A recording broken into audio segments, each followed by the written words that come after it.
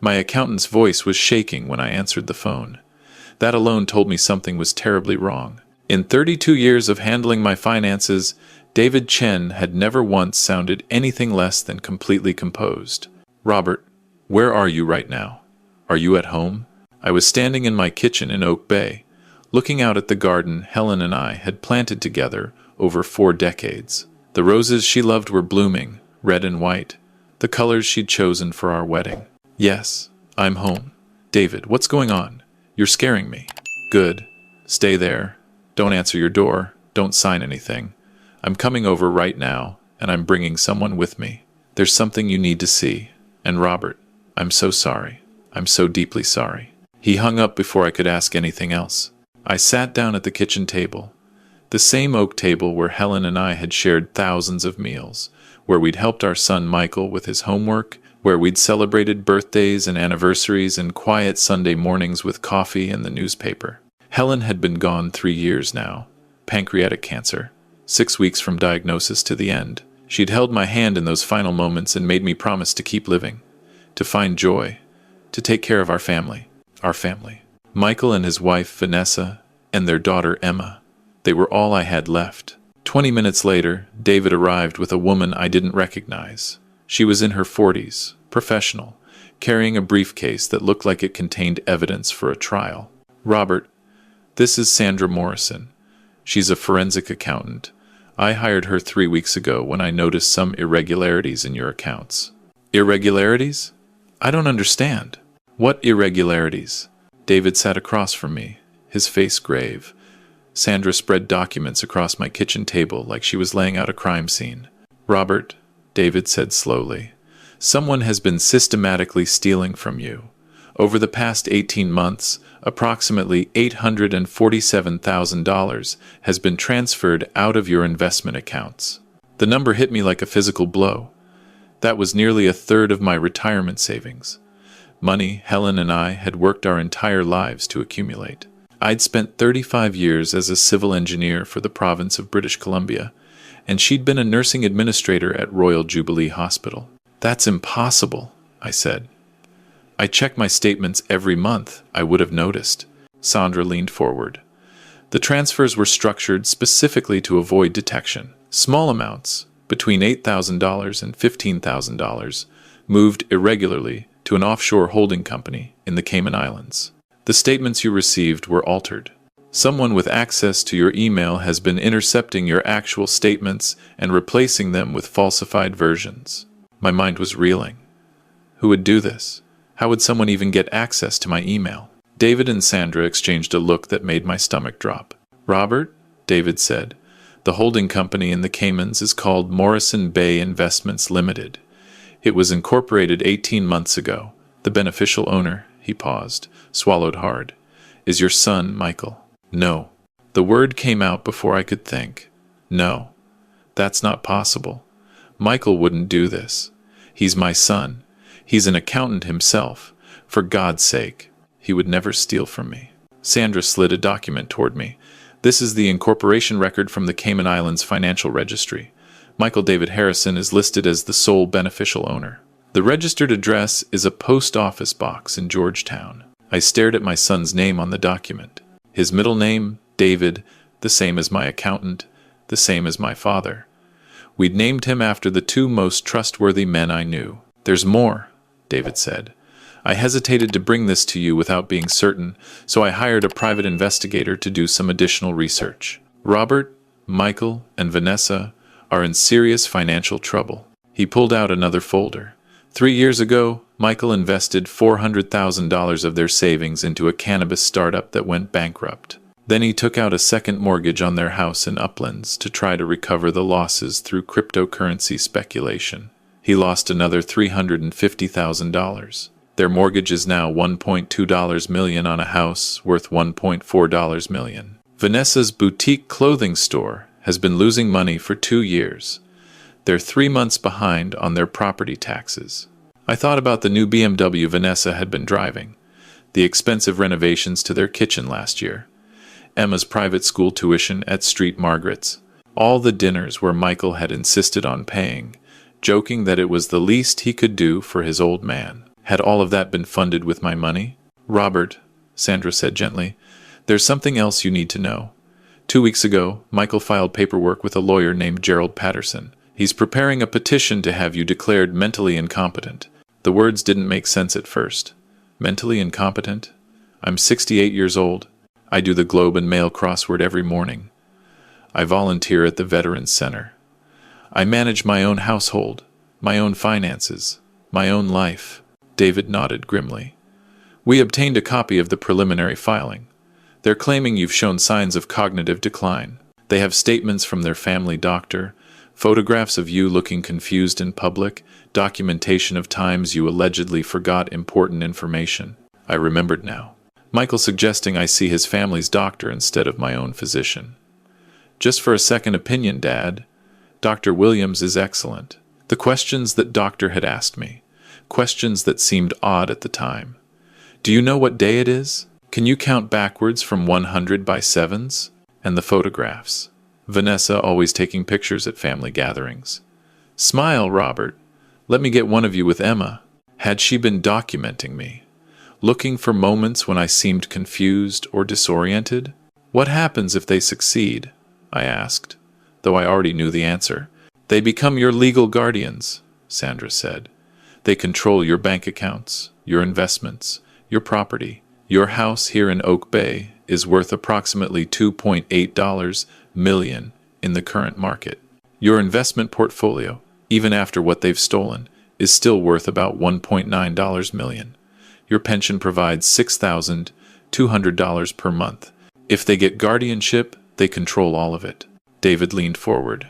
Robert, based on their financial situation, I believe they would sell this house within months. They'd liquidate your investments to pay off their debts. And you, he paused, his voice thick with emotion. They'd put you in the cheapest care facility they could find. Somewhere you'd have no autonomy, no dignity, no control over your own life. I looked around my kitchen, the window where Helen used to stand washing dishes, looking out at her roses. The corner where we'd put the Christmas tree every December. The marks on the door frame where we'd measured Michael's height as he grew. This house wasn't just property. It was 52 years of memories. It was Helen. It was everything we'd built together. What do I do? David straightened up. We fight back. But Robert, you need to understand something first. This isn't just about protecting your assets. This is going to destroy your relationship with your son. There's no coming back from this. I thought about Michael as a little boy, how he'd sit on my lap while I read him stories, how proud he'd been when he graduated from UBC, how he'd cried at his mother's funeral, holding on to me like I was the only solid thing left in the world. Then I thought about what he was doing now. The calculated theft, the manipulation, the willingness to strip his own father of everything, including his dignity. Tell me what we need to do. Over the next week, I followed David and Sandra's instructions meticulously. I changed all my passwords. I set up a new email account that only David knew about. I installed security cameras around my house, discreet ones that wouldn't be noticed. I met with Dr. Patricia Wong, a geriatric psychiatrist at Victoria General, who conducted a comprehensive cognitive assessment. Mr. Harrison, she said after our third session, I can state with complete professional certainty that you show no signs of dementia, cognitive impairment, or mental incompetence. Your memory is excellent, your reasoning is sharp, and your judgment is sound. In fact, your cognitive function is above average for your age group. She gave me a copy of her report, and I felt a small measure of relief. At least I had evidence that I wasn't losing my mind. But the hardest part was pretending everything was normal with Michael and Vanessa. Michael called me on Thursday. Hey, Dad, how are you doing? We missed you at dinner last Sunday. I'm sorry about that. I wasn't feeling well. That's what I figured. Listen, Vanessa and I were thinking, we should get together this weekend. Maybe you could come over for brunch on Saturday. Emma's been asking about you. And actually, there's something we wanted to discuss with you. Some financial planning stuff. Nothing major, just making sure everything's organized. Financial planning stuff. Of course, they wanted me to sign something. A power of attorney, probably. Or maybe documents that would give them access to accounts they hadn't managed to steal from yet. That sounds nice, I said, the words tasting like poison in my mouth. What time should I come over? How about 11? And Dad, don't worry about bringing anything. We'll take care of everything. I'll be there. After I hung up, I sat in my living room for a long time, looking at the photograph of Helen on the mantel. She was laughing in the picture, her hair blowing in the wind on the beach at Tofino. It was from our 40th anniversary trip, just a year before she got sick. What would you do, Helen? I asked the photograph. How would you handle this? But I already knew what she would say. Helen had always been the strong one. She would tell me to protect myself, to fight back, to not let anyone, not even our son, take advantage of me. The next morning, something unexpected happened. My granddaughter Emma showed up at my door. She was 16, with her mother's dark hair and her grandmother's kind eyes. She was supposed to be at school. Emma? What are you doing here? Is everything okay? Grandpa, she said, her voice trembling. Can I come in? I need to talk to you. It's important. I led her into the kitchen and made her a cup of tea. Her hands were shaking as she wrapped them around the mug. Emma, what's wrong? You're scaring me. She looked at me with tears in her eyes. Grandpa, I know what Mom and Dad are planning to do to you, and I have proof. My heart stopped. What do you mean, sweetheart? She pulled out her phone. Last week, I came home early from school. I had a headache, and the nurse sent me home. Mom and Dad were in the kitchen. They didn't hear me come in. They were talking about you, Grandpa. About your house and your money. About how they were going to take everything. She pressed play, and my son's voice filled my kitchen. The hearing is scheduled for 3 weeks from now. Patterson says we have a strong case. Between Dr. Williams' evaluation, the photographs, and the documentation we've been collecting, the judge should grant the guardianship order without much resistance. Vanessa's voice responded. And once we have control of his accounts, how long before we can access the money? Patterson says we can start liquidating assets immediately after the order is granted. The house should sell fast in this market. Even with the legal fees, we should clear at least $2.5 million. That pays off all our debt and leaves us with enough to start over. What about the money in the Cayman account? We leave that where it is for now. No connection to the guardianship. As far as anyone knows, that's just investment losses. Your father's getting old, these things happen. And by the time we're done, there won't be anyone left to ask questions. What about Emma? She loves him. She'll be devastated. A pause. Then Michael's voice, colder than I'd ever heard it. Emma will understand when she's older. This is about survival. Dad's sitting on millions while we're drowning in debt. It's not fair. We're his family. That money should be ours anyway. We're just taking it a little early. The recording ended. I realized I was crying. 68 years old, and my own son had reduced me to tears. Not because he was stealing from me, but because he'd said, Emma will understand. He was willing to destroy my granddaughter's relationship with me for money. He was willing to sacrifice her happiness, along with my dignity. Grandpa, Emma said, crying now too. I'm so sorry. I didn't know what to do. I couldn't sleep for days. I kept thinking maybe I heard it wrong. Maybe there was some explanation. But then I found this. She pulled out a folder from her backpack. I found this hidden in Dad's home office. It's all the documentation they've been collecting. The photos of you. The fake doctor's evaluation. The plan for how they're going to sell your house. Everything. I looked at my granddaughter. This brave, beautiful girl who had just betrayed her own parents to protect her grandfather. She could have stayed quiet. She could have pretended she didn't know.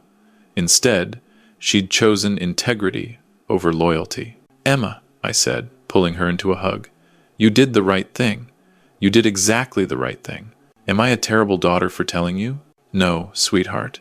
You're a wonderful granddaughter, and your grandmother would be so proud of you. She cried against my shoulder for a long time.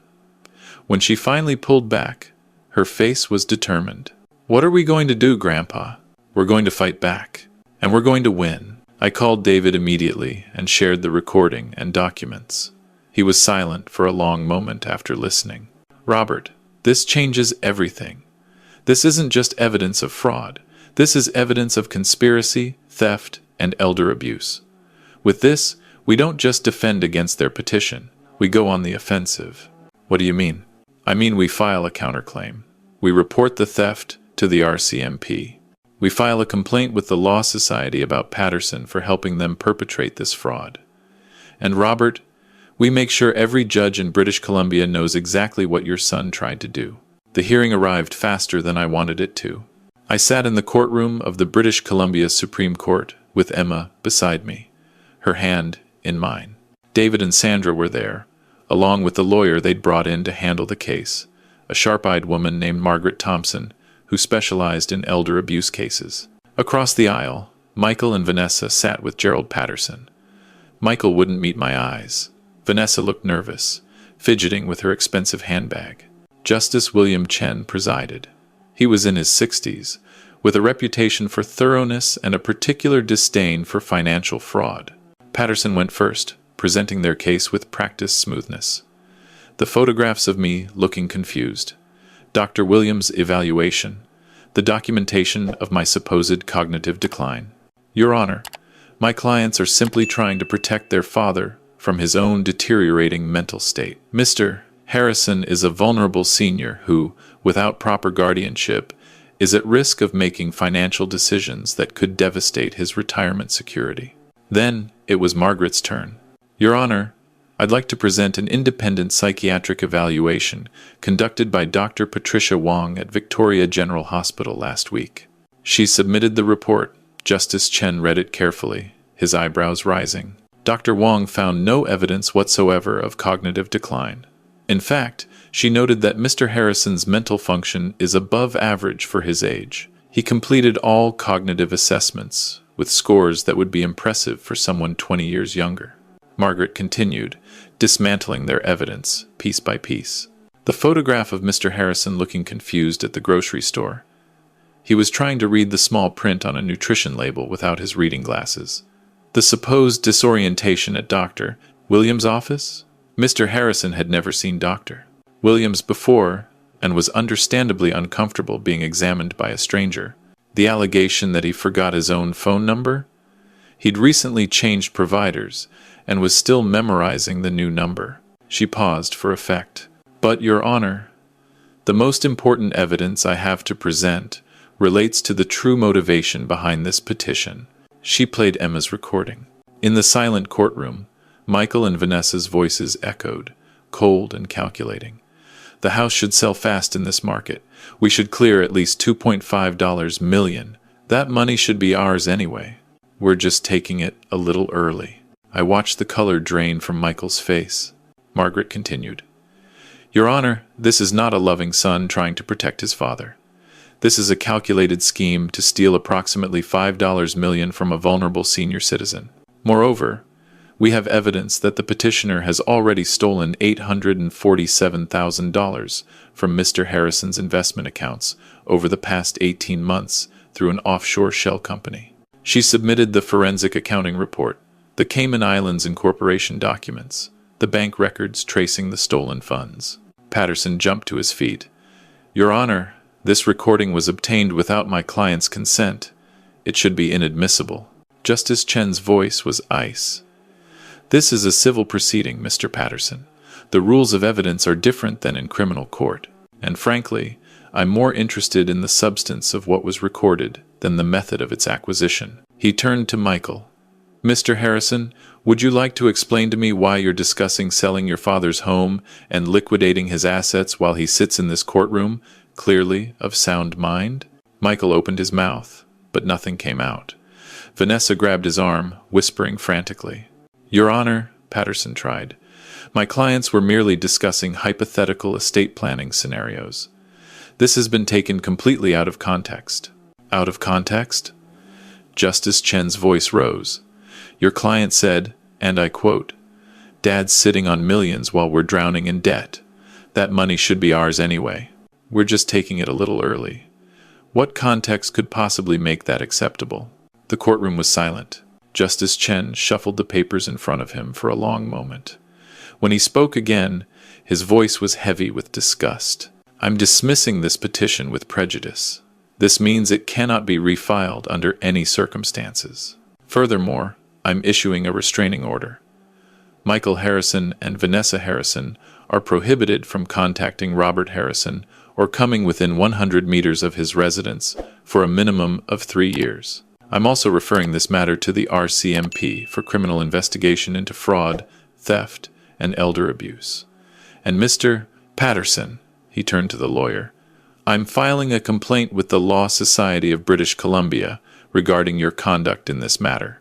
You should have recognized this as a fraudulent scheme before you ever filed these documents. He turned to me, his expression softening. Mr. Harrison, I'm deeply sorry for what you've experienced. No parent should ever have to endure what your son and daughter-in-law have put you through. I'm ordering that all legal fees associated with your defense be paid by the petitioners. And I strongly recommend that you update your estate plan to protect yourself from any future attempts at manipulation. I looked across the aisle at Michael, my son, the little boy I'd taught to ride a bicycle in Beacon Hill Park, the young man I'd helped move into his first apartment, the adult I'd trusted completely, foolishly, unconditionally. He was crying now, but they weren't tears of remorse. They were tears of someone who'd gambled everything and lost. Dad! He called out as the court adjourned. Dad, please. You have to understand. We were desperate. We didn't have any other choice. I stood up slowly, Emma still holding my hand. You had choices, Michael. You could have told me you were in trouble. You could have asked for help. Instead, you chose to steal from me. You chose to try to take away my home, my dignity, my autonomy. You chose to treat me like an asset, to be liquidated, rather than a father to be loved. I looked at Vanessa, who was sobbing into her hands. And worst of all, you were willing to destroy Emma's relationship with me, your own daughter. You were willing to sacrifice her happiness for money. I turned to leave, but Michael's voice stopped me one last time. So that's it? You're just going to walk away? I'm your son. I turned back, and I saw him clearly, maybe for the first time. Not the child I'd raised or the man I'd thought I knew, but the person he'd actually become. You were my son. But the man who sat in that courtroom, who stole from me, who lied to me, who tried to have me declared incompetent so he could sell my home, that man isn't anyone I recognize. Helen would be ashamed of what you've become. I'm ashamed of what you've become. Emma squeezed my hand. Let's go home, Grandpa. Yes, sweetheart. Let's go home. The RCMP investigation took 6 months. Michael and Vanessa were eventually charged with fraud, theft over $5,000, and elder abuse. They pleaded guilty to avoid a trial and received 2 years of probation, 200 hours of community service, and a restitution order requiring them to repay the $847,000 they'd stolen. They had to sell their house in Uplands to pay the restitution. Last I heard, they were renting a small apartment in Langford, trying to rebuild their lives. I haven't spoken to Michael since the day of the hearing. He's tried to reach out a few times, letters mostly, asking for forgiveness. I read them, but I don't respond. Maybe someday I'll be able to forgive him, but that day hasn't come yet. Emma moved in with me after the trial. Her parents had kicked her out when they realized she'd been the one who provided the recording and documents. 16 years old, and they'd chosen their pride over their daughter. But I had a big house and a bigger heart, and Emma needed someone who would put her first. We established a new routine. Breakfast together before school, homework at the kitchen table, weekends exploring Vancouver Island, all the places Helen and I had loved. Emma helped me in the garden, learning to tend the roses her grandmother had planted. Grandpa, she asked one evening as we were deadheading the flowers, do you think you'll ever forgive Dad? I set down my pruning shears and looked at her. Forgiveness is complicated, Emma. I'm not sure I'll ever be able to trust your father again. But I try not to let bitterness consume me. Your grandmother used to say that holding on to anger is like drinking poison and expecting the other person to die. Emma nodded slowly. I miss them sometimes, Mom and Dad. I know what they did was wrong, but they're still my parents. I pulled her into a hug. Of course you miss them. That's natural. And when you're ready, if you want to have a relationship with them, I'll support you. But that's your choice to make, not mine. All I ask is that you're careful and that you protect yourself. She hugged me back tightly. I'm not ready yet, maybe someday, but right now, I'm exactly where I need to be.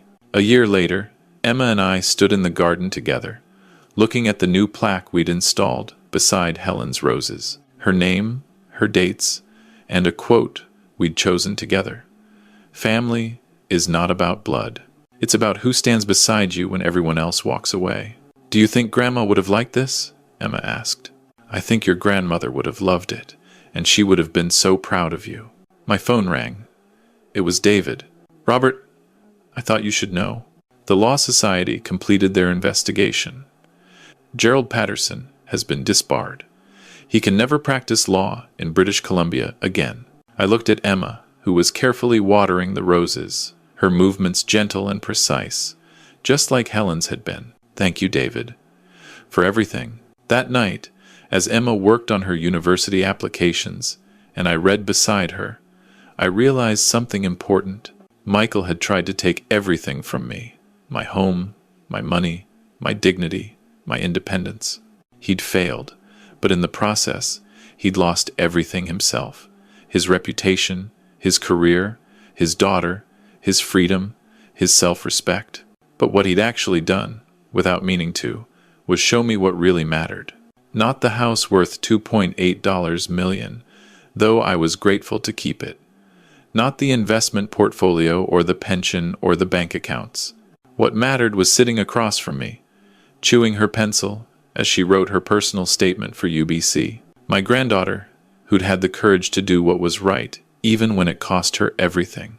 Who'd chosen integrity over loyalty, truth over comfort, her grandfather over her parents. Helen used to say that people show you who they really are when there's something to lose. Michael showed me he was willing to sacrifice his father for financial security. But Emma showed me that courage and integrity could survive even in the most difficult circumstances. That doing the right thing was possible even when it meant losing everything else. I'm 69 years old now.